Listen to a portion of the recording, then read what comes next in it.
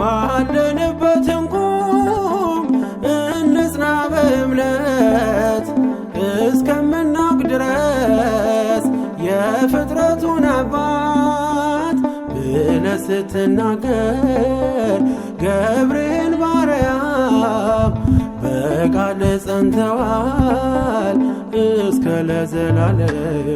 አረጋጊው መልአክ የመላእክትን ዓለም ገብርኤል አንተነ አብሳሪ ለማርያም መጥተህ አረጋጋን ሰላምን ተናገር እንጽና